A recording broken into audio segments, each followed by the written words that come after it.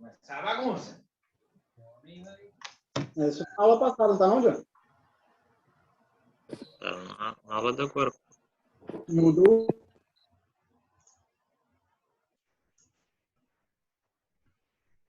Olá, pessoal. Muito boa noite a todos.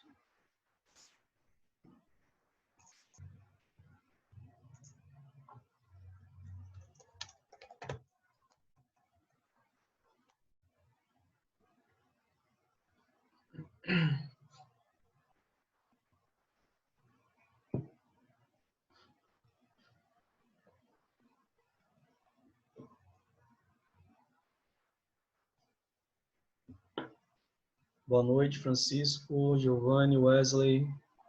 Boa noite, pessoal. Sejam todos muito bem-vindos. Vamos iniciando aí a nossa aula de hoje.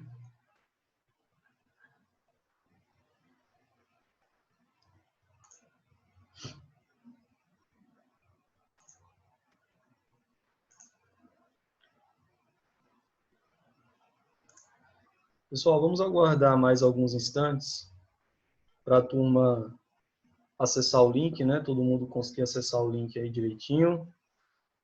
E aí a gente começa com um pouquinho mais de audiência, né? O pessoal tá acessando ainda.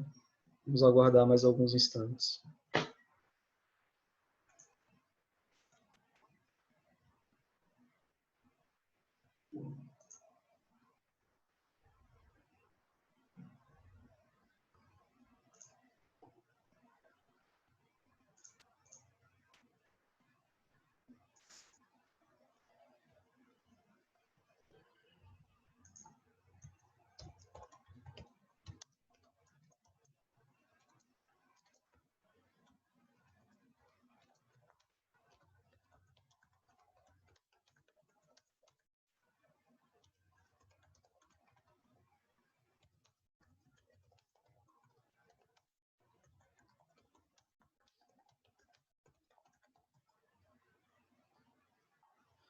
O pessoal está perguntando aí, né, sobre os exercícios.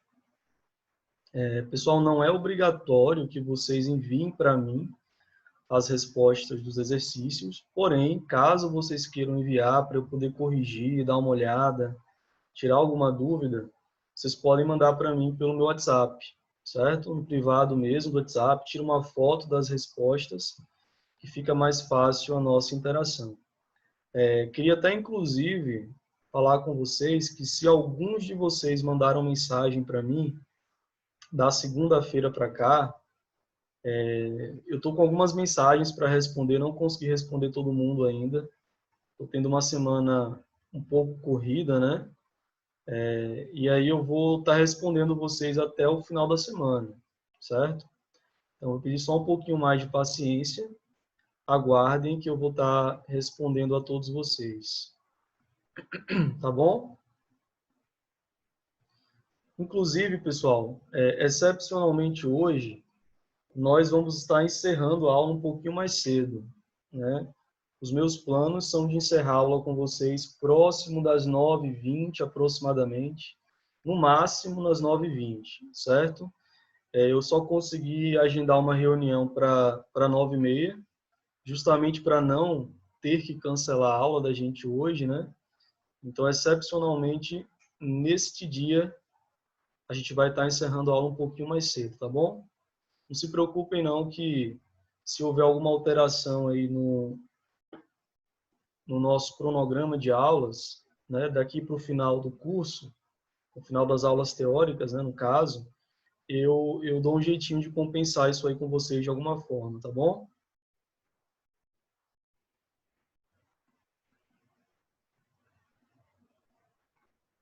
Beleza? Pessoal que está chegando agora, muito boa noite a todos. Sejam todos bem-vindos. Tiago Freitas, Tiagão, obrigado pela ajuda em compartilhar com o pessoal, né, as instruções para ativar o áudio. Muito obrigado mesmo. A aula da semana passada, pessoal, já é para estar disponível na plataforma, tá? Se não tiver disponível, tem algum problema com o acesso de vocês, então eu recomendo que vocês entrem em contato aí com o Carlos, que é o nosso suporte técnico. Inclusive, eu vou estar disponibilizando o link aqui do Carlos. O link não, né? O contato dele. Não sei se eu já fiz isso aqui com vocês, mas vou mandar novamente aqui, tá bom? 96617999. Qualquer problema de ordem técnica que vocês tiverem, vocês podem entrar em contato, né, com o Carlos diretamente, porque é ele que vai poder ajudar vocês. Os exercícios eles vão estar disponíveis nos links de material de aula que eu disponibilizo para vocês aí nos grupos WhatsApp, né? É justamente o link onde vocês vão encontrar os PDFs de aula, né, que eu apresento para vocês aqui todas as quartas-feiras. A aula prática só vai ser marcada com vocês assim que a gente finalizar as aulas teóricas, então tenham um pouquinho de paciência com relação a isso.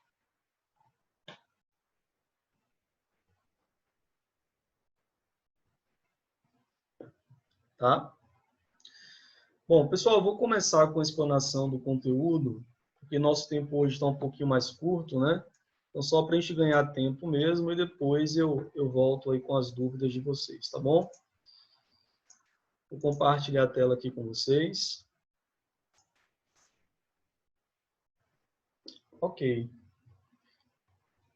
Deixa eu minimizar aqui o vídeo da gente para não atrapalhar, né?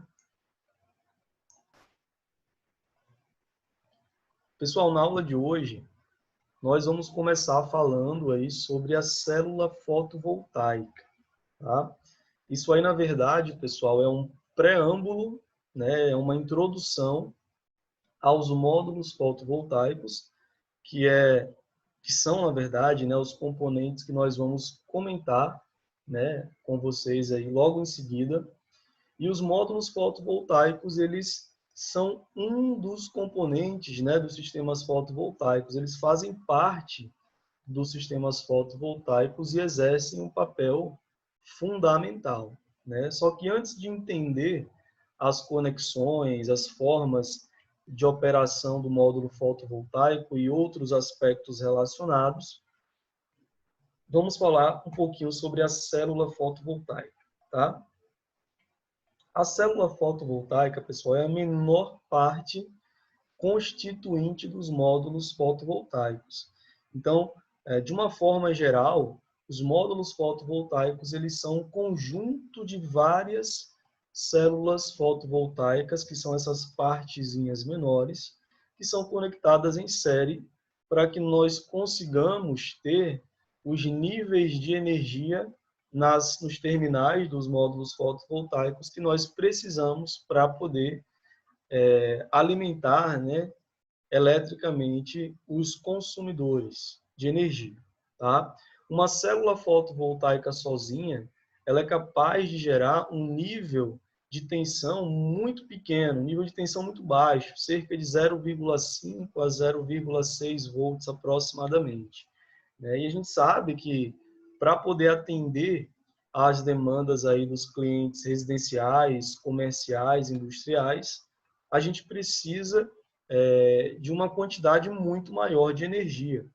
E aí, pensando no módulo individualmente, a gente consegue aumentar essa geração, conectando várias células fotovoltaicas em série, e no caso dos sistemas fotovoltaicos como um todo, né, pensando aí no sistema já completo, a conexão entre módulos vai possibilitar, né, o alcance dessa demanda de energia que a gente precisa para atender os clientes, né, os consumidores. Então, o princípio, né, de funcionamento da célula fotovoltaica ele é explicado pelo que a gente chama de efeito fotovoltaico. O efeito fotovoltaico, né, falando assim em termos mais simples, né, de mais fácil entendimento, ele é um fenômeno físico, né, que vai explicar a conversão da luz solar, né, da energia proveniente da luz solar em energia elétrica, tá? Então, a gente não vai falar sobre a explicação microscópica, né, entrar nesses detalhes mais esses pormenores, digamos assim, porque não é o foco aqui do nosso curso, mas saibam vocês que existe esse efeito fotovoltaico, né? E é justamente ele que explica, né, essa geração de energia elétrica por parte dos módulos fotovoltaicos, tá? Essas duas curvas que vocês estão vendo aí na tela de vocês, elas, principalmente a primeira delas, né, essa curva corrente por tensão, elas vão estar presentes aí nos catálogos dos fabricantes dos módulos fotovoltaicos. Vai haver, pessoal, um determinado momento aqui, ao longo das nossas aulas teóricas, que eu vou compartilhar com vocês, né, aqui na nossa tela de compartilhamento, um catálogo de determinado fabricante, e nós vamos analisar esse catálogo e aprender a fazer a leitura das informações que estão nesse catálogo. Na verdade, não só a leitura, mas a leitura e a interpretação das informações que constam no catálogo, ou melhor dizendo, nos catálogos, né, dos fabricantes dos módulos fotovoltaicos. E a curva característica, né, do módulo fotovoltaico, eu falo aqui especialmente dessa primeira curva, ela vai trazer para a gente as principais informações elétricas, né, em termos de parâmetros elétricos, do módulo fotovoltaico. Só para vocês terem uma ideia, eu consigo, através dessa curva, identificar qual é a minha corrente de curto-circuito do módulo, que vai estar aqui, tá? Nesse ponto, seria aproximadamente 3,5 amperes para esse exemplo, né, dessa curva aí. Eu consigo identificar também, pessoal, a tensão de circuito aberto do meu módulo, tá aqui perto de 20, né, aproximadamente 18, 19 volts. E eu consigo também identificar o ponto de máxima potência, né, desse módulo. Vou explicar já já para vocês o que é o ponto de máxima potência. Ele vai vir mais ou menos aqui no joelho da curva. Então é só prolongar aqui uma linha tracejada, prolongo uma outra linha tracejada aqui, né? E aí nesse ponto aqui eu consigo a corrente de máxima potência que meu módulo consegue gerar. E nesse outro ponto aqui no eixo horizontal, eu vou conseguir a minha tensão do ponto de máxima potência. Então, quando eu mostrar para vocês o catálogo do módulo, dos módulos, né, e todas as informações que constam nesse catálogo, vocês vão identificar exatamente esses parâmetros elétricos que eu estou sinalizando para vocês agora, e não se preocupem que no momento da gente analisar o catálogo dos módulos, eu vou voltar e explicar novamente o que são cada um desses parâmetros aí para vocês, tá? Bom, seguindo. Em termos, pessoal, de tecnologias, né, das células fotovoltaicas, a gente tem algumas tecnologias, né, que são difundidas e comercializadas, né, no mercado da energia solar, aqui no Brasil e fora do Brasil também. E essas diferentes tecnologias, elas vão se diferenciar umas das outras, principalmente em termos de eficiência, né? Existem tecnologias mais eficientes, né, módulos mais eficientes do que outros, e a gente vai ver, né, quais são, né, as estimativas de eficiência de cada um desses módulos e as características de cada um deles, né? Em primeiro lugar, vocês estão vendo aí na tabelinha, né, que está sendo apresentada para vocês, nós temos as células de concentração, né? Esse tipo de característica, nós temos, sobre esse tópico aí de células de concentração, tanto módulos fotovoltaicos que tenham a sua construção, seu aspecto construtivo realizado com células de geometria bem específicas, né, que nós chamamos aí de geometrias de concentração da luz solar. É como se esses módulos fossem fabricados de modo a concentrar o máximo de raios solares exatamente sobre as células fotovoltaicas para poder conseguir com isso um aumento cada vez maior de eficiência. Mas aí, pessoal, a gente pode também incluir nesse tópico de células de concentração os sistemas tracking. O que são sistemas tracking? Tracking, em inglês, significa rastreamento. Rastreamento do Sol. Existem módulos fotovoltaicos que eles vêm com esse sistema, né, de rastreamento da luz solar, que serve justamente para que o módulo, ao longo do dia, acompanhe, né, o movimento do Sol, e é uma forma também de manter incidindo sobre o módulo, independente do período do dia, o máximo de luz solar possível. E quanto mais incidência da luz solar sobre o módulo nós temos, mais energia ele é capaz de gerar, e não é à toa que essa tecnologia ela vem em primeiro lugar como mais eficiente comparado com as outras tecnologias que eu vou apresentar para vocês agora, tá? Percebam que aqui na tabelinha nós temos a eficiência da célula nessa coluna aqui, um pouquinho diferente da eficiência do módulo que vem nessa outra coluna aqui. Geralmente, pessoal, a eficiência do módulo vai ser um pouquinho menor do que a eficiência da célula. Tá? Isso aí tem a ver com a característica construtiva do módulo mesmo. Já que o módulo ele é fabricado com várias células fotovoltaicas em série, né? Essa conexão existe uma perda de energia nessas conexões, existe uma perda de energia por mismatch, por efeito Joule, né? No calor que é liberado, então essa eficiência acaba caindo um pouquinho, é bem verdade. Porém, não é uma diferença substancial, né, entre a eficiência da célula e a do módulo. Tá? Os módulos de monocristalino, eles ocupam o segundo lugar nesse ranking, né, como a segunda tecnologia mais eficiente no mercado. Os módulos estão em torno de 17% a 23% de eficiência. Os módulos de policristalino, eles vêm em terceiro lugar, né, com uma eficiência de 14% a 18% aproximadamente, uma eficiência também muito boa quando comparada com essas tecnologias fotovoltaicas. E, em último lugar, né, a gente pode, inclusive, englobar todas essas outras tecnologias aqui, que não são, pessoal, muito utilizadas na grande maioria dos sistemas, tá?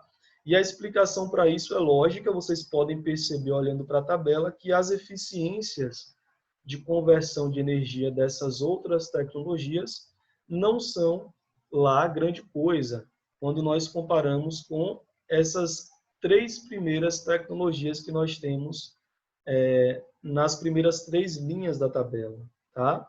Então, as empresas, obviamente, né, por uma razão estratégica, elas buscam utilizar módulos que tragam o maior custo-benefício possível. E o custo-benefício, ele se refere, né, à capacidade de geração do módulo e ao custo financeiro associado à aquisição desse módulo. Tá? Há algum tempo atrás, turma, era muito mais vantajoso, em termos aí de custo-benefício, adquirir módulos de policristalino, mesmo eles sendo pouco menos eficientes, né, do que os módulos de monocristalino, mas os módulos de mono estavam com um valor impraticável, né, de tão caro. Então, acabava saindo mais em conta as empresas adquirirem aí os módulos de policristalino. Hoje, essa realidade tem mudado um pouco, tá? De alguns anos para cá, dos anos mais recentes. E quando eu falo nessa mudança, eu me refiro ao preço dos módulos de mono, né? Que eram valores realmente significativamente altos, e agora esses valores estão caindo, né? Os módulos de mono estão ficando um pouco mais baratos. De forma, pessoal, que em algumas situações existe uma vantagem técnico-econômica na aquisição dos módulos de monocristalino para utilização nos sistemas. O que vocês precisam saber também é o seguinte: quanto mais eficiente for o módulo, menos módulos serão necessários para alcançar uma mesma quantidade de energia gerada. E aí faz todo o sentido, né? Já que módulos mais eficientes são capazes de gerar mais individualmente. Então, em conjunto, também serão capazes de gerar mais. Eu coloquei para vocês aqui que as células de concentração, né, a tecnologia tracking, ela é muito mais presente nas usinas, porque essa tecnologia de rastreamento ela encarece muito os sistemas fotovoltaicos, de modo que não seria vantajoso aplicar essa tecnologia, por exemplo, em sistemas residenciais, que são sistemas menores, né, com demandas de geração menores, e o preço, né, o valor que seria incrementado nesses orçamentos provavelmente não seria aceito pelos clientes e não compensaria, né, com a diferença de eficiência que seria alcançada. Então, tudo é uma questão de análise da aplicação, né, que você quer com aquele tipo de tecnologia fotovoltaica. Tá? Visualmente, pessoal, no aspecto estético, algumas diferenças podem ser percebidas a olho nu em função, entre um módulo e outro, né, entre uma tecnologia e outra, em função do arranjo da estrutura cristalina desses materiais. O módulo de silício monocristalino ele tende a ter uma coloração mais escura e mais uniforme ao longo de todo o módulo, o que já não acontece muito com os módulos de policristalino, por exemplo, onde se você olhar de perto, você vai perceber que a coloração, né, o aspecto visual, ele não é tão uniforme assim. Né? Existem umas variações nas texturas, né?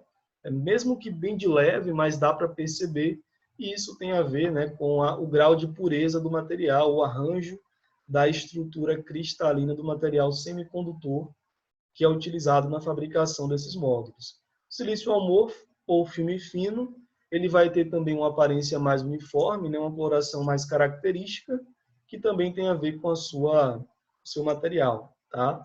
De fabricação. Mais uma curiosidade isso aqui para vocês.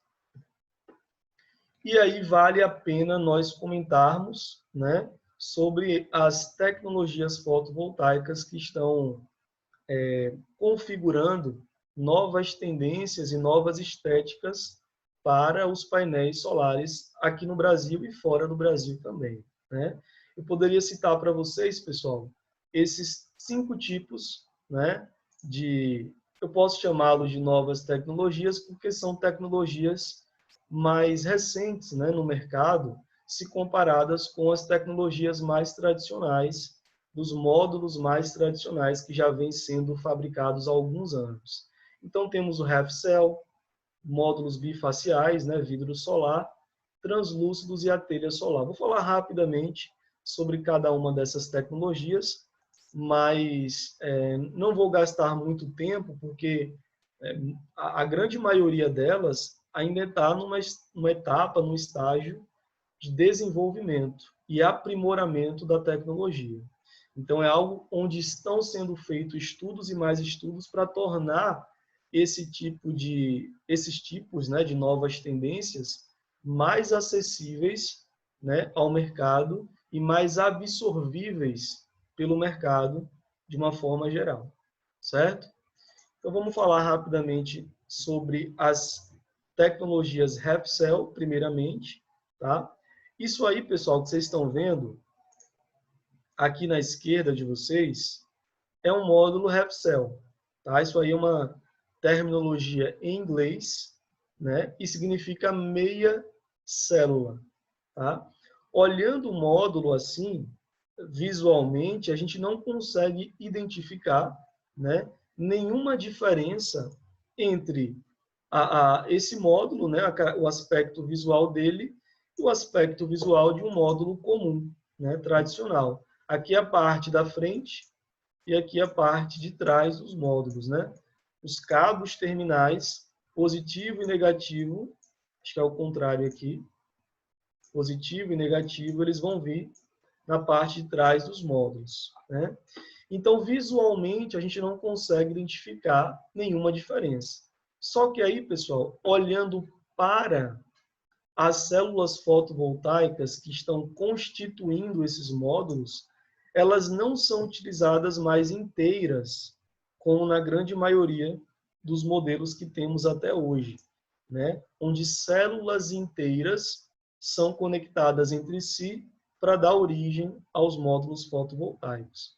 No caso da categoria Half Cell, as células utilizadas são meias células, né? São células como se fossem metade das células originais.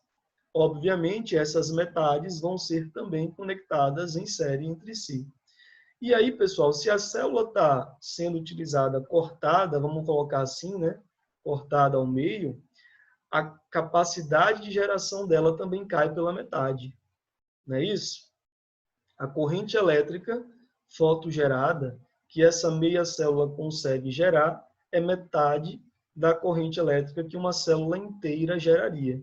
No final das contas, eu não vou entrar muito no mérito de cálculos de grandezas elétricas com vocês, mas eu quero que vocês saibam que no final das contas, esse fato, né, da gente utilizar meias células vai gerar uma menor perda de energia por efeito Joule por célula. Então, se nós temos aí menos perdas de energia por célula, no final da história, o módulo fotovoltaico também vai ter uma perda total menor do que os outros módulos teriam. Então, pessoal, o que eu quero dizer com tudo isso? Que essa nova tendência, essa nova tecnologia de Half Cell, ela traz para a gente uma eficiência um pouco maior se eu tivesse um mesmo módulo de mesma potência, só que com uma tecnologia diferente, né? Comparado com ele. Então, no final das contas, esse seria o grande barato, o grande benefício, né? Essa redução nas perdas. Todo módulo, só para que vocês entendam, tá? É importante que vocês entendam isso. Todo módulo vai ter perdas associadas na sua conversão de energia. Seja perda de, enfim, na forma de calor por efeito Joule, sejam as perdas por mismatch, nós vamos comentar sobre essas perdas ainda, sejam as perdas intrínsecas do material que constitui os módulos, independente, né, da origem dessas perdas, todo módulo vai ter perda associada. Tanto é verdade que na hora da gente dimensionar os sistemas fotovoltaicos para atender aí as demandas dos clientes, é ideal que nós consideremos essas perdas nos cálculos para que, no final das contas, nós estejamos colocando um ou dois módulos a mais do que, em teoria, seria necessário, que nós tivéssemos se nós considerássemos a potência total convertida em energia elétrica, sem perda nenhuma. Então, como as perdas existem, a gente compensa ela aumentando um pouquinho em 1, 2, 3 ou até 4 módulos no dimensionamento do nosso sistema, já para evitar que o nosso cliente tenha prejuízos por conta dessas perdas, tá? A outra tecnologia que eu quero mostrar para vocês é essa tecnologia que está sendo apresentada aí no material, que é dos módulos bifaciais. E aqui o nome ele é bem sugestivo, né? E auto-explica, né, digamos assim, essa tecnologia. Módulos bifaciais, pessoal, são módulos que têm as células fotovoltaicas nos dois lados, tanto na parte da frente como na parte de trás dos módulos. Os módulos convencionais, só para que vocês saibam, a parte posterior é apenas um anteparo, né? uma parte que faz aí a sustentação, né, das células fotovoltaicas, não é uma parte que converte energia solar em energia elétrica.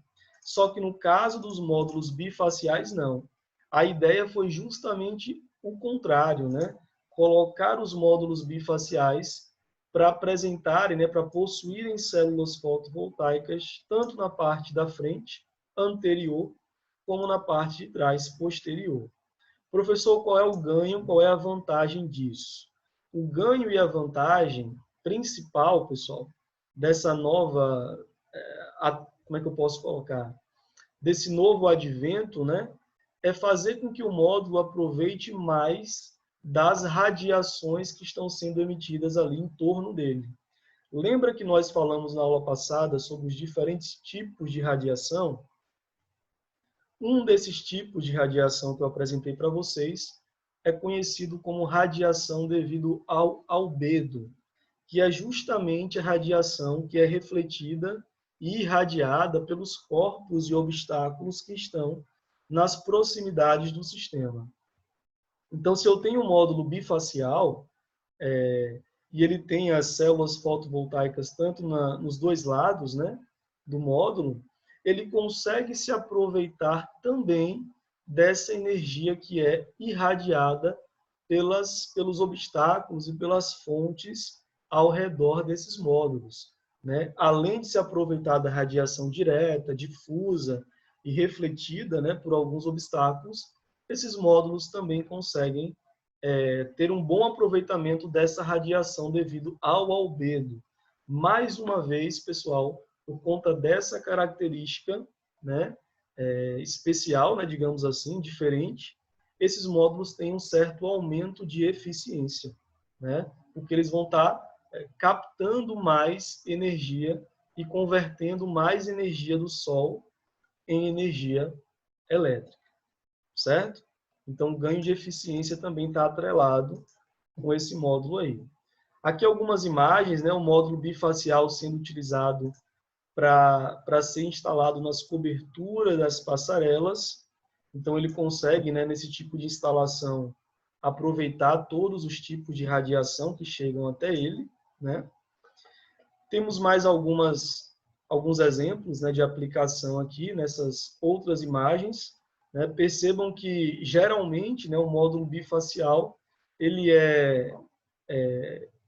está presente nos ambientes onde acontece uma maior iluminação, né? Onde é mais, como é que eu posso colocar para vocês?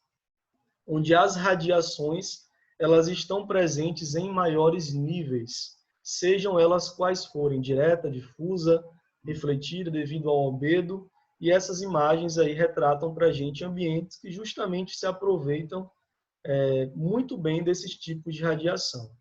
Tá? O vidro solar, pessoal, basicamente aí seria um tipo de vidro, né, especial, com a capacidade de gerar energia elétrica através da luz do sol que penetra por ele. Né? Então, seria aí como se fosse um vidro que tem na sua composição, né, um material que compõe esse vidro, dispositivos semicondutores que estão presentes nas células, né, fotovoltaicas e são capazes de gerar energia elétrica através dessa exposição ao sol. Né? Temos os vidros translúcidos, que têm a mesma característica, né, dos vidros solares, que eu acabei de falar para vocês, só que com uma vantagem adicional de serem transparentes. Né? No caso aí, pessoal, dos vidros transparentes, essa característica, né, de transparência deles, ela possibilita que eles sejam utilizados em mais aplicações, né? Porque é como se não tivessem células fotovoltaicas ali naquela edificação. Ninguém vai perceber de cara que aquele vidro é um vidro que é capaz de gerar energia elétrica. Então, você não mexe muito na estética, na arquitetura da edificação. E alguns clientes, né, pode parecer bobagem, mas não é, alguns ou muitos clientes se preocupam ainda hoje com a alteração que as placas fotovoltaicas elas vão ocasionar na estética das suas casas, dos seus estabelecimentos comerciais, enfim. Né? Então, no caso do vidro solar, não haveria, por exemplo, esse problema. Eles estariam aí muito bem disfarçados, né, fazendo parte da arquitetura da edificação, sem serem nitidamente notados, né, digamos assim.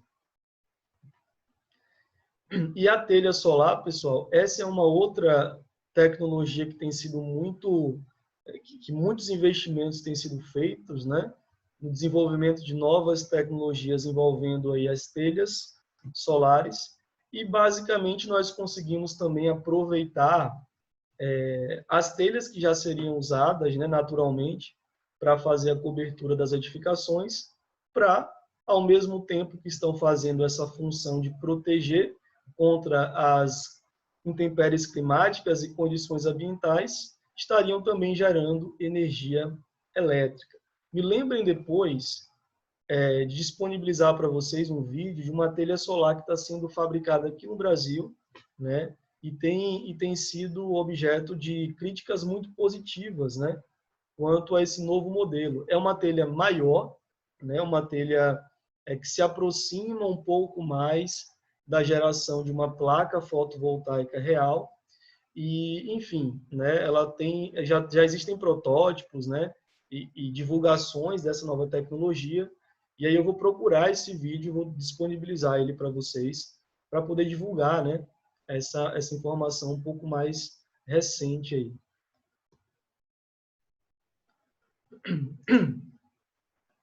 Só um minutinho, tá, pessoal?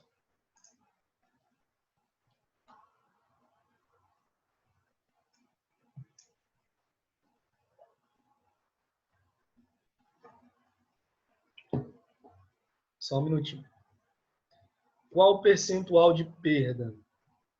Então, se vocês analisarem aquelas porcentagens que eu passei para vocês, aquelas porcentagens, pessoal, se referem à quantidade da energia proveniente da radiação solar que de fato é convertida em energia elétrica.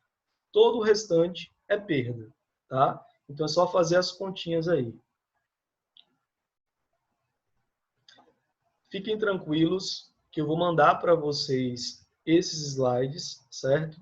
E só para alinhar todo mundo, deixar todo mundo na mesma página, quem está começando hoje, quem não está, quem começou na nossa primeira aula, que foi na semana passada, esse material que eu utilizo com vocês é um material que eu elaboro a parte da apostila.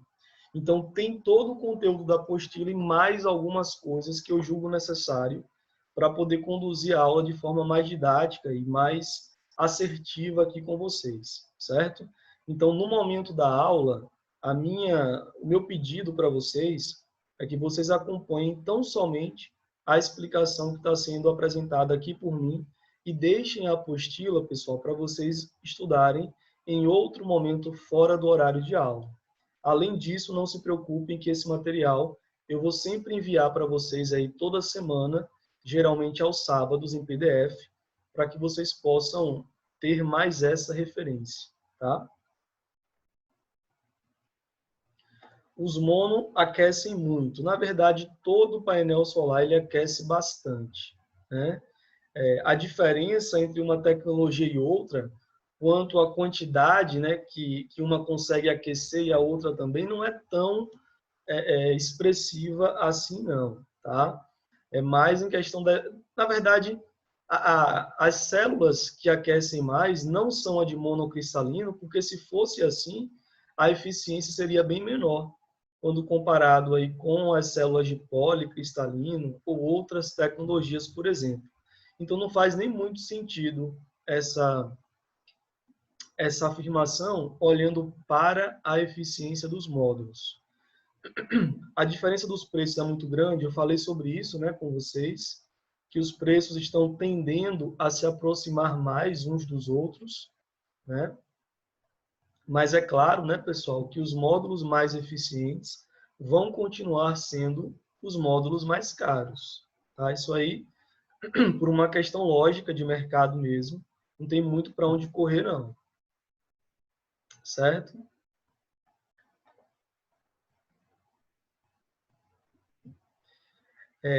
Deixa eu dar uma respondida aqui em mais algumas mensagens de vocês. E aí eu quero reforçar também que as nossas aulas, elas são conduzidas dessa forma, tá? Eu vou parando, respondo algumas mensagens, volto para a explicação. Perguntas repetidas eu não respondo, né? Eu acabo para não perder muito tempo. Algumas perguntas que eu não consegui responder para vocês, né? Por conta do momento da aula, né? Que eu vou precisar avançar com o conteúdo, vocês podem mandar para mim pelo WhatsApp também, tá? Célula bifacial, o custo-benefício compensa? Não só compensa, Wagner, como eu tenho um exemplo muito interessante para falar sobre isso. Recentemente, um colega que também trabalha na área, ele fez a instalação de um sistema fotovoltaico, né, na casa dele. Isso aí foi no ano passado, eu acho. E esse sistema, no momento que ele estava fazendo aí as negociações, né, com o fornecedor, ele encontrou o preço do módulo bifacial menor do que o preço dos módulos de mono e policristalino. Não sei te falar se na época foi uma promoção extraordinária ou se era um preço fixo do fornecedor.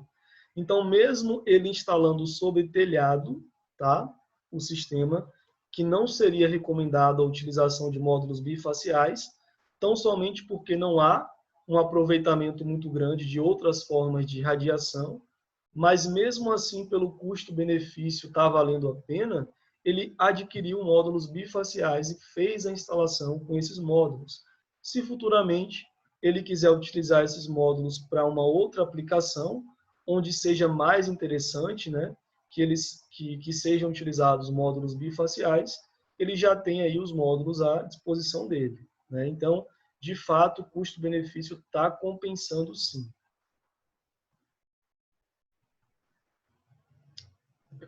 Se eu utilizar espelhos apontados para as placas solares, alterem alguma coisa a sua captação de energia? Dessa forma, você estaria direcionando mais radiação para os módulos. Mas qual é o perigo disso?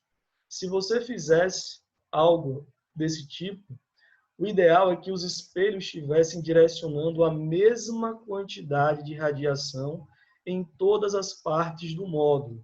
Se você direciona mais radiação para uma parte do que outra, isso pode gerar um efeito reverso, onde você vai ter um aquecimento mais acentuado em algumas células e outras não. Isso pode gerar alguns probleminhas aí, tanto na eficiência do módulo, como na questão da integridade do módulo a médio e longo prazo. Então, não é algo praticável por conta disso. Tanto é que você não vê, eu pelo menos não conheço, né, nenhum sistema instalado que utilize esse pensamento, né, esse raciocínio. Mas é uma questão válida, sim, de você levantar aqui para a gente. O que mais? Vou mostrar, pessoal, para vocês o vídeo sobre essa telha solar, que eu acho muito, muito, muito interessante, porque é uma tecnologia brasileira, né? Então, é algo que a gente está desenvolvendo aqui no país para ser comercializado aqui e também para países, né, do exterior aí, que estejam interessados nessa tecnologia. Vou passar para vocês esse vídeo com toda certeza, tá? Só mais uma perguntinha antes da gente continuar. Professor, existe a possibilidade da concessionária nos pagar por energia gerada? Não. O que vai acontecer no sistema aí que é conectado com a rede da concessionária é você gerar créditos de energia e esses créditos vão ser utilizados para abater no consumo da sua residência ou de outras que estejam cadastradas aí no mesmo CPF e você deseje fazer essa compensação compartilhada, mas a venda mesmo não, tá? Pelo menos não na micro e na mini geração. A maior potência dos módulos, eu acho que hoje em dia, pessoal, se eu não estiver enganado, salvo engano, nós temos módulos de 600 watts. Eu acho que é a máxima potência que nós temos hoje. Mas como novos módulos têm sido lançados, né, com uma rapidez imensa, eu nem sei se eu estou desatualizado em falar isso para vocês. Mas eu acho que é 600 ou 550 watts o módulo mais com maior potência que nós temos hoje no mercado, tá? Mas dá para a gente conferir isso pesquisando no Google aí rapidamente, essa informação é encontrada por nós. Certo? Bom, vamos fazer o seguinte, pessoal. Eu vou... Aliás, antes de parar, tem perguntas interessantes aí. Durabilidade das placas, 20 a 25 anos. Tá? Hotspots estão relacionados a pontos quentes que podem ser causados, na grande maioria dos casos, por sombreamento. Sombreamento.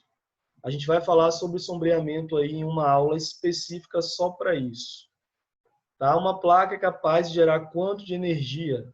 Depende da potência da placa. Existem placas de diferentes potências e, portanto, diferentes capacidades de geração. Tá? Eu volto aí com vocês já nas perguntas. Vamos avançar um pouquinho mais aqui na explicação, até porque hoje a gente termina um pouquinho mais cedo, tá? Esse gráfico aí é um gráfico de participação no mercado. Foi levantado no ano de 2018. E lá em 2018, pessoal, olha qual era o módulo mais comercializado aqui no Brasil. Policristalino. Em segundo lugar, monocristalino. E assim por diante com as outras tecnologias que nós podemos chamar de secundárias, terciárias e quaternárias nesse caso, né? Só que hoje a conversa está um pouquinho diferente. Olha o que esses gráficos aqui, eles foram levantados em 2019. Então nós temos dados concretos, né, de 2018 e 2019. E para os anos de 2020, 21, 22 e 23, esses outros gráficos aqui mostram apenas estimativas. Mas olha a diferença que nós estamos percebendo no mercado. 2018, como eu falei para vocês, os módulos de policristalino estavam liderando aí o mercado. Em 2019, já foi diferente a situação, né? Tivemos uma quantidade maior de módulos de monocristalino comercializados comparado com os poli. Isso por conta do valor que foi diminuindo, né, o valor de compra, de aquisição desses módulos, e foi ficando maior o custo-benefício com relação à aquisição deles. Para 2020, 21, 22 até 23, pessoal, não vamos voltar mais para esse cenário aqui, né? A tendência é que os módulos de mono sejam utilizados com uma frequência maior, devido ao seu custo-benefício, até que, pelo menos, seja inventada e comercializada uma outra tecnologia que se apresente com uma vantagem técnico-econômica maior. Tá? Mas hoje, as empresas estão priorizando muito mais a utilização dos módulos de mono do que de policristalino, e isso é bom, né? Isso aí é bacana, porque, como eu falei para vocês, a gente consegue diminuir a quantidade de módulos de um sistema se utilizarmos módulos mais eficientes. Tá? Aqui tem alguns dados para vocês, mas é mais curiosidade mesmo.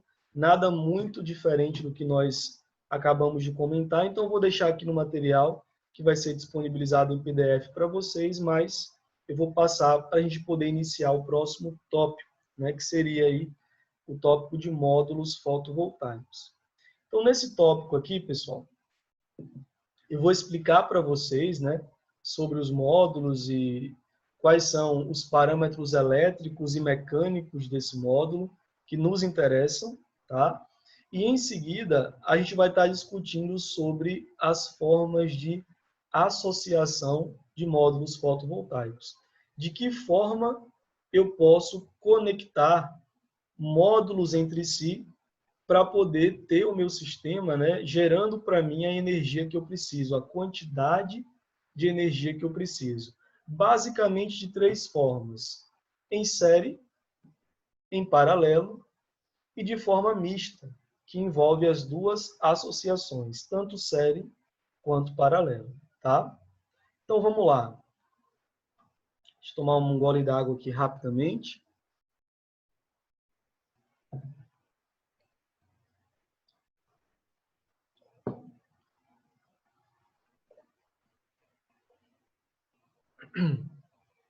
Beleza.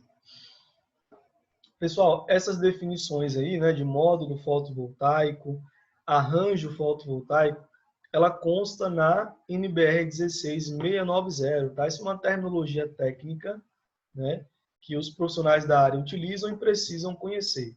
Arranjo fotovoltaico é um conjunto de módulos, né, que são interligados eletricamente entre si, de forma a montar, né, uma única estrutura, conhecida como sistema fotovoltaico.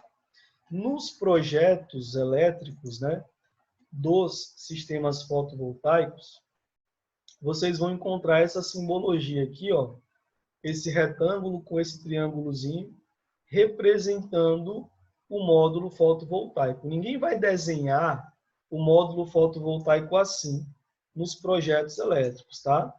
A gente vai adotar uma simbologia que representa esquematicamente esses módulos. E lá no projeto, vocês vão encontrar algo parecido com isso, onde do lado do triângulo vai ser o positivo dos módulos e do outro lado o negativo, tá?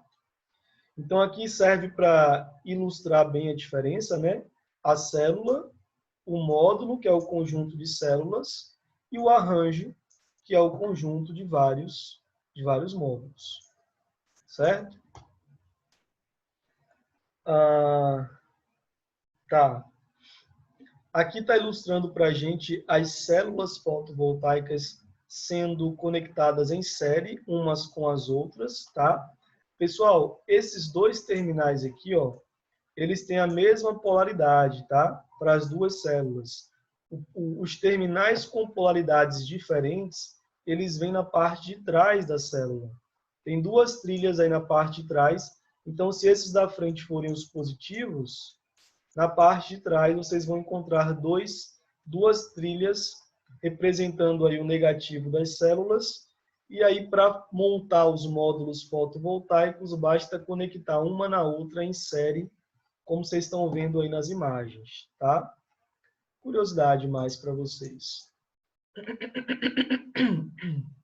Esse quiz aqui, eu vou deixar para a gente falar sobre ele um pouquinho mais à frente, né? Porque agora eu acho que é mais vantajoso a gente focar nessa parte aqui dos parâmetros elétricos do módulo fotovoltaico. Peço para vocês prestarem bastante atenção nessa parte aqui, porque quando eu apresentar para vocês o catálogo do módulo fotovoltaico, né, para a gente aprender a fazer a leitura e a interpretação das informações que vão estar lá nesse catálogo, vocês precisam já saber o que quer dizer cada uma dessas siglas que estão aí no material e vão estar também lá no catálogo dos módulos fotovoltaicos, tá? Então vamos ver exatamente o que é cada um desses parâmetros elétricos aí. O primeiro deles, que a gente vai estar apresentando, é a tensão de circuito aberto, denotada pela sigla VOC, tá? Que vem do inglês Open Circuit. A tensão de circuito aberto de um módulo, pessoal, nada mais é do que a tensão entre os terminais do módulo quando não há corrente circulando. Exemplo, quando você mede através de um multímetro a tensão elétrica entre os terminais de um módulo que não está conectado a nenhuma carga, não está conectado a nenhum sistema, o que você está medindo é a tensão de circuito aberto, tá? Daquele módulo. Da mesma forma, pessoal, a corrente de curto-circuito de um módulo, a ISC, ela é obtida quando a tensão elétrica entre os terminais é zero. Na verdade, a corrente de curto-circuito é a máxima corrente que o módulo consegue fornecer entre os seus terminais. De forma prática, para a gente conseguir medir a corrente de curto-circuito, bastaria conectar o positivo de um módulo com o negativo dele mesmo. Isso significa curto-circuitar os terminais do módulo. o que não deve ser feito, tá, pessoal? No máximo, para vocês ensaiarem o módulo, averiguarem se a corrente de curto-circuito real bate com o catálogo, mas de forma muito rápida, né? Só durante o teste, porque ninguém vai curto-circuitar os terminais do módulo, não faz o menor sentido, inclusive. Mas a corrente de curto-circuito, né, tecnicamente falando, é aquela obtida quando a tensão entre os terminais é zero. E quando você conecta um terminal do módulo no outro, eletricamente falando, você vai estar forçando os dois potenciais a serem iguais, né? O do positivo e o do negativo. Então, não vou ter uma diferença de potencial, não vou ter uma tensão elétrica entre esses terminais, ou terei uma tensão zero. Tá? O ponto de máxima potência, que é o PMP, é aquele ponto onde o módulo consegue operar entregando a máxima potência possível para ele. E aí os inversores, né, dos sistemas fotovoltaicos, eles têm uma eletrônica e uma programação embutida tão robusta a ponto de garantir, pessoal, que os módulos fotovoltaicos dos sistemas operem sempre em torno do ponto de máxima potência, tá? Para que haja realmente um aproveitamento maior possível da geração dos módulos fotovoltaicos. Então, esse ponto de máxima potência é aquele ponto da curva de geração do módulo, onde ele consegue gerar a maior quantidade de potência possível. Tá? Também é uma informação que vem no catálogo do fabricante.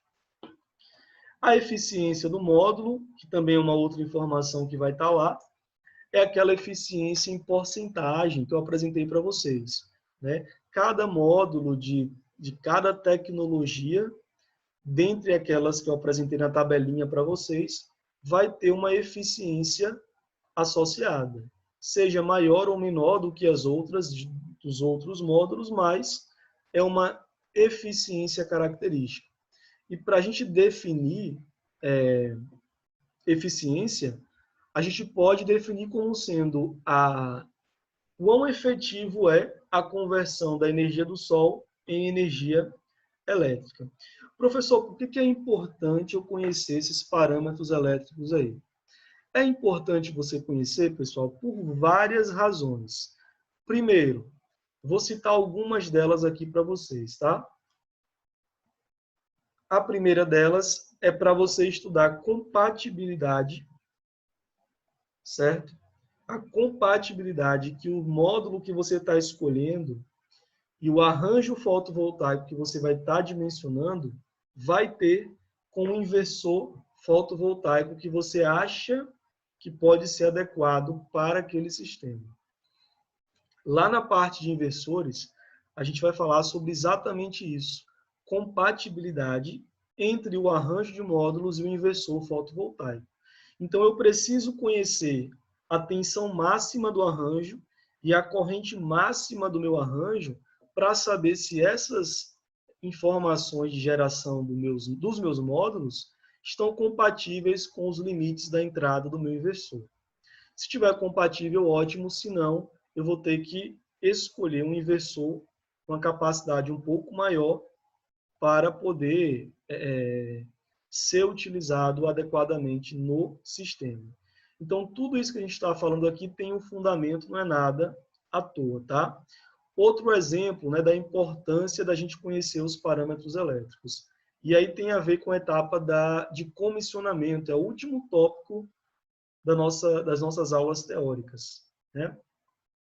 Lá na etapa de testes e comissionamento, vocês, antes de fazerem aí a conexão, né, do sistema com o inversor com a rede, após a montagem do sistema fotovoltaico, vocês precisarão conferir se está tudo ali de acordo com o que foi especificado no projeto.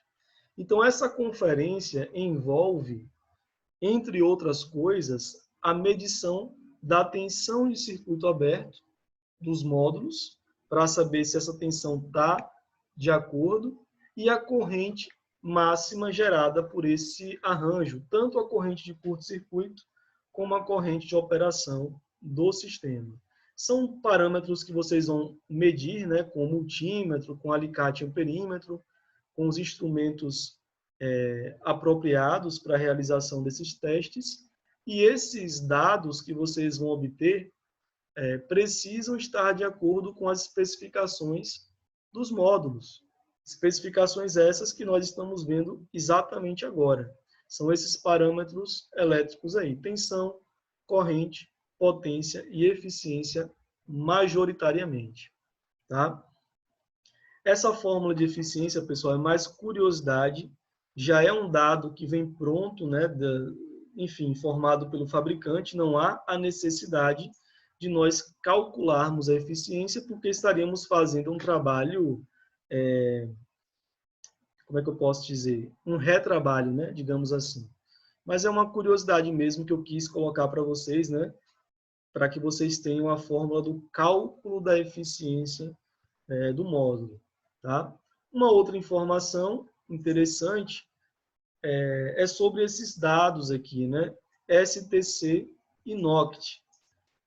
Essas siglas nós também vamos encontrar lá no catálogo do fabricante.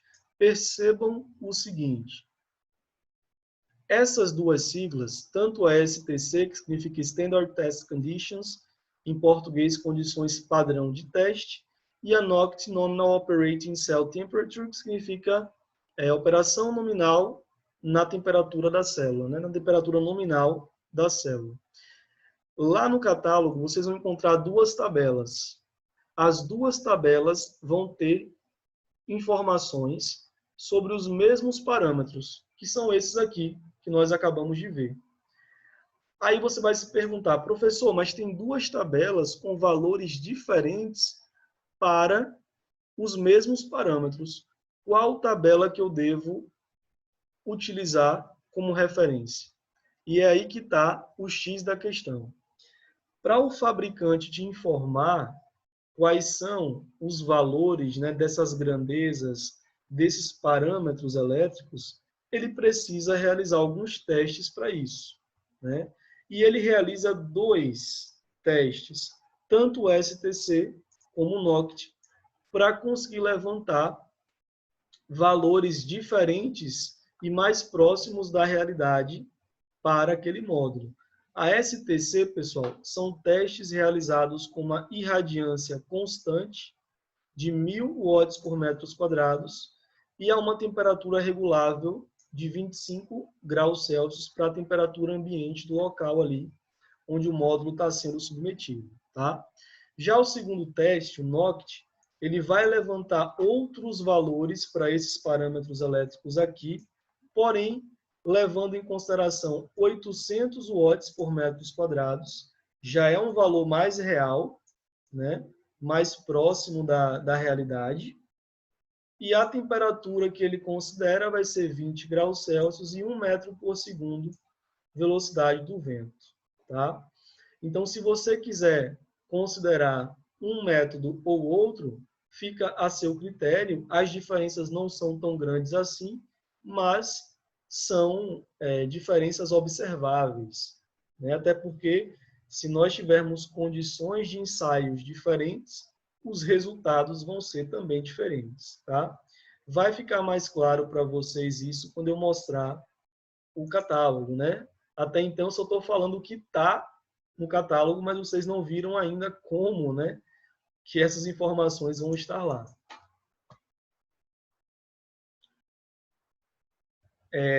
Influência da temperatura e da radiação.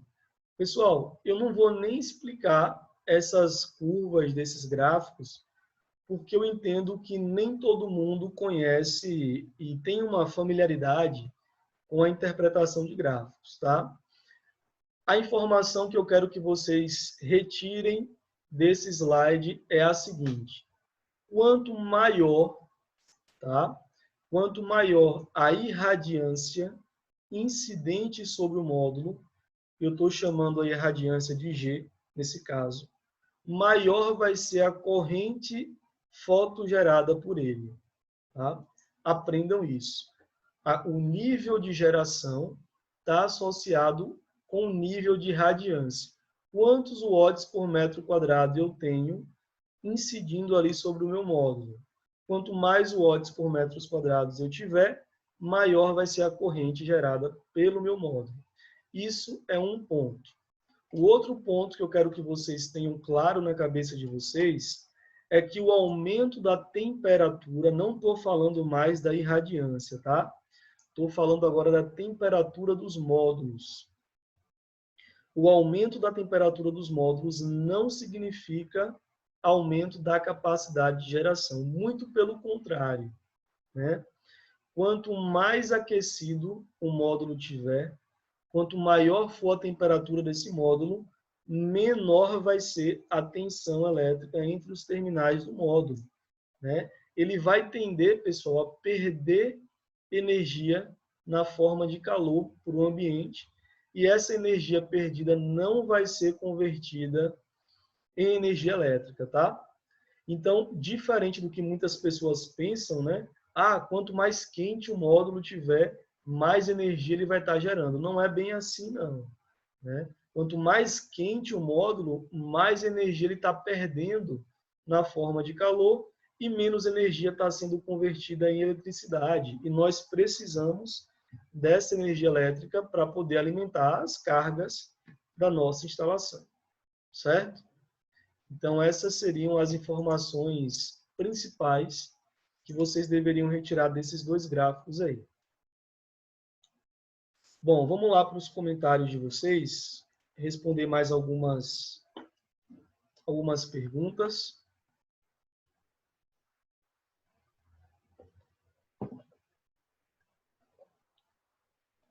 Gostei da pergunta do Edward. Edward Costa. É um nome até estrangeiro, né? Internacional aí, presente na nossa turma hoje. Professor, se na montagem de um arranjo com vários módulos, um desses módulos apresentar defeito, o sistema para? Não, o sistema não vai parar. Porém, e aí eu abro um parênteses bem grande aqui, esse módulo defeituoso, ele vai impactar na geração dos outros módulos sadios. O que eu quero dizer com isso? Que a potência dos módulos que não estão defeituosos será limitada, ou melhor, serão limitadas, né, porque é de todos os outros módulos, por esse módulo defeituoso. Então, o seu sistema vai estar gerando menos do que ele estaria gerando se você não tivesse esse módulo com problemas conectado aos outros módulos sadios do sistema, tá? Posso utilizar mais de um tipo de módulo no mesmo sistema? Cara, a gente pode quase tudo nessa vida. Agora, se você deve fazer isso, a resposta é não. Não deve, porque fazendo isso você vai cair num fenômeno chamado de perda por mismatch, que é bem parecida a explicação com a explicação que eu acabei de passar aí para o Edward, tá? Então, o ideal é que você utilize módulos iguais. O que são módulos iguais? Mesma tecnologia, mesmo fabricante e mesma potência para todo o sistema, tá? Poli e mono no mesmo arranjo? Não, também não.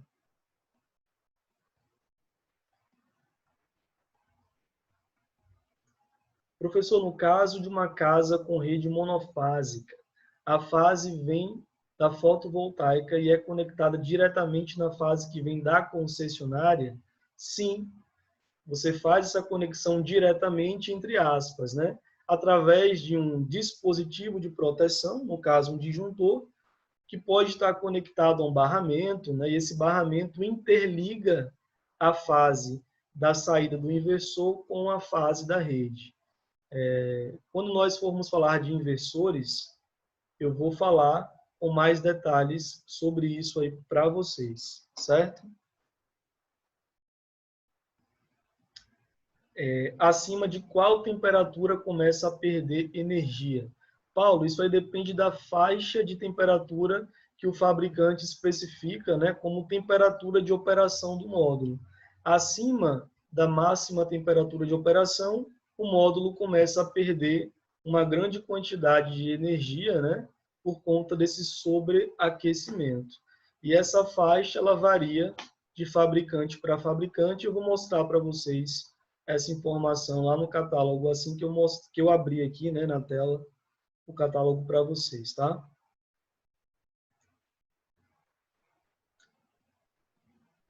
Essas placas, quando compradas, já não vem o kit completo? Sim.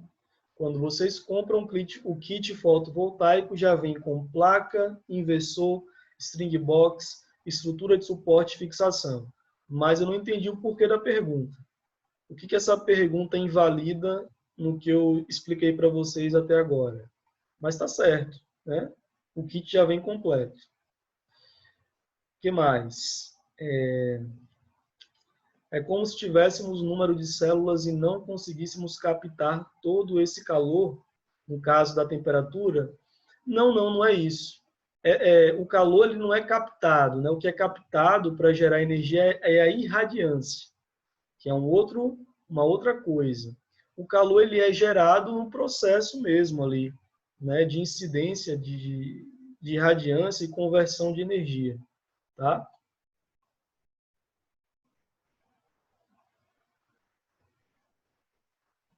Atividades vocês podem fazer escritas à mão e mandar uma foto para o meu WhatsApp.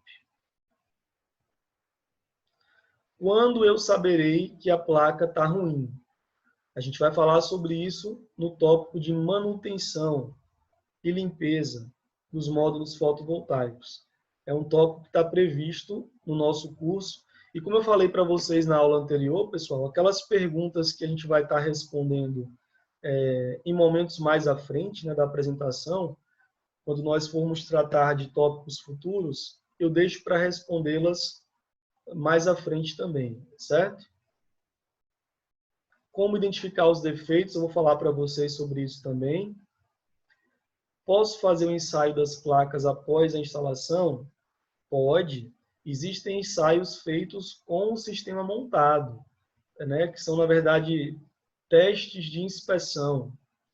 Eu vou falar sobre alguns deles para vocês. Né? Existem os ensaios de inspeção termográfica, ensaios de curva IV, né, com o traçador de curvas, que você pode utilizar também. Né? É possível.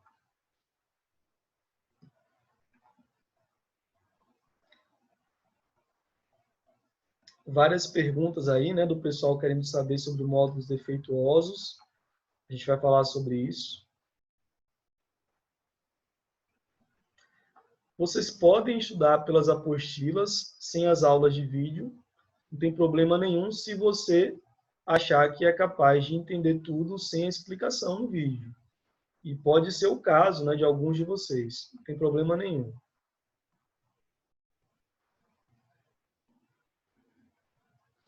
Tem um equipamento para saber se a potência caiu sem ir de uma a uma?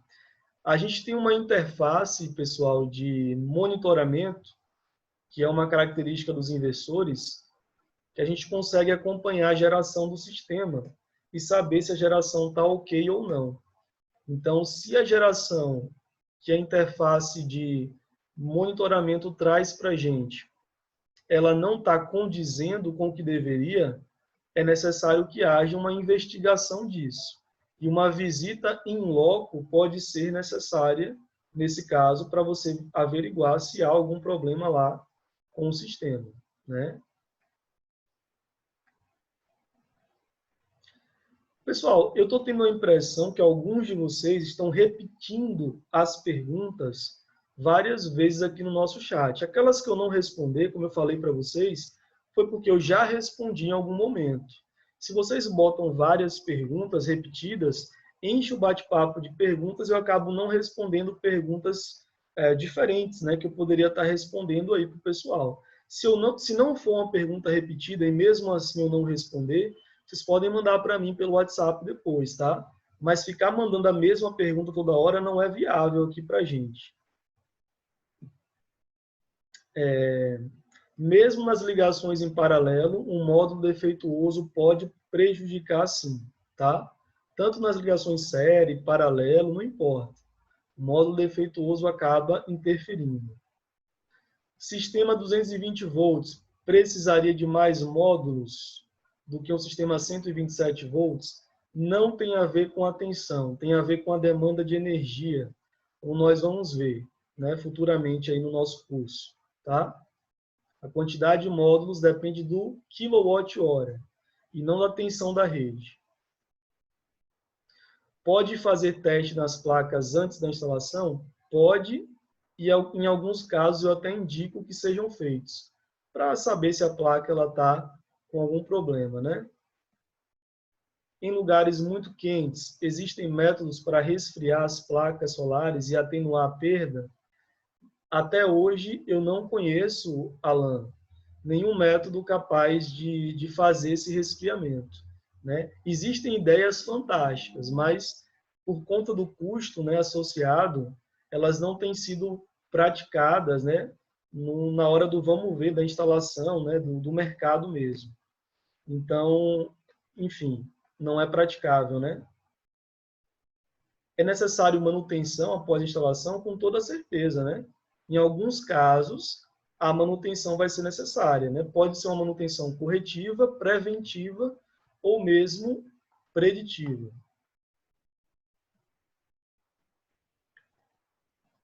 Quem não recebeu o link das atividades, no próximo sábado eu vou estar mandando novamente aí nos grupos esse link assim que eu atualizar o material. Uma casa que o telhado recebe sombra na parte da tarde, tem alguma diferença na carga das baterias? Tem. A gente vai falar sobre isso.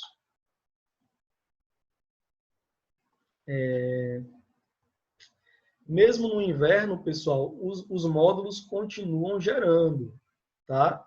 Gera menos energia do que no verão, primavera, outono, mas eles continuam gerando.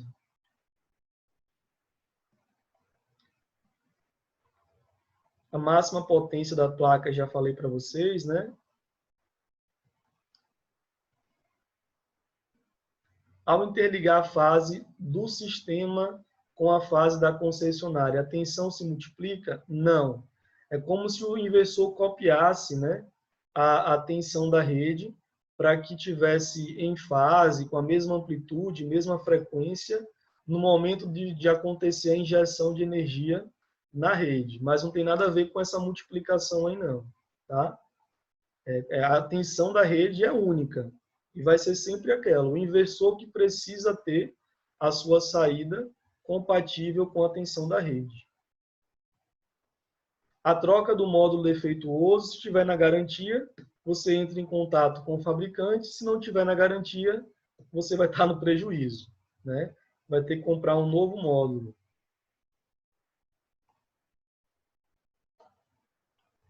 Placas flexíveis são as mesmas? O que é que seriam essas placas flexíveis aí que você se refere? Pessoal, o meu WhatsApp está no grupo, né, de vocês, mas vou mandar aqui, não tem problema não. 79 é o DDD 991451676. Se eu demorar para responder, não estranhe, tá? Tem semana que é uma doideira para mim, então naturalmente eu vou demorar para responder vocês, mas eventualmente eu vou respondê-los, tá? As baterias, pessoal, a gente vai falar sobre elas quando nós comentarmos aí sobre os componentes do sistema off-grid. Tá? Bom, meus queridos, como eu tinha falado para vocês no início da aula de hoje, eu vou precisar encerrar a aula um pouquinho mais cedo hoje, porque eu vou ter uma reunião agora que eu não consegui adiar. O máximo que eu consegui foi remarcar essa reunião. Então, na próxima semana, né, na próxima quarta-feira, a gente vai dar continuidade, né, do ponto onde nós paramos. Eu vou mostrar para vocês o catálogo do módulo do fabricante Canadian Solar e de outro fabricante, que eu acho que é o da Kyocera, né, para nós aprendermos a ler e interpretar todos aqueles parâmetros elétricos, né, que eu expliquei para vocês. E aí eu dou continuidade na explicação das outras dúvidas de vocês também, certo? Fora isso, as aulas ficam sempre gravadas e disponíveis na plataforma. Mais uma vez, grato aí ao pessoal que está compartilhando com vocês o link, né? O Robson, inclusive, acabou de colocar aí o link do portal da instituição, que é onde vocês vão ter acesso a essas aulas gravadas. Caso queiram assistir depois, ou se vocês perderem, né, a aula ao vivo, em algum dia de aula, vocês podem assistir essa aula gravada, tá? A partir de amanhã, a aula já vai estar disponível para vocês. No mais, nós vamos nos falar aí na próxima semana. Espero que tenham gostado da aula de hoje. Um excelente finalzinho de semana aí para vocês e até a próxima, se Deus quiser, tá? Fiquem com Deus. Valeu, pessoal. Forte abraço aí.